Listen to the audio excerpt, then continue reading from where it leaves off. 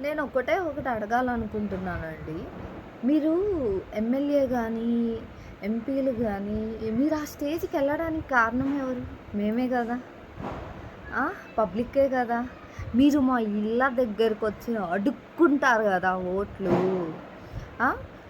నేను 100% చెప్తున్నా. నేను 1 రూపీ కూడా ఓటుకి నేను తీసుకోలేదు. ఎందుకంటే టీడీపీ రావాలని అయితే నేను 100% హార్ట్‌ఫుల్‌గా కోరుకున్నాను.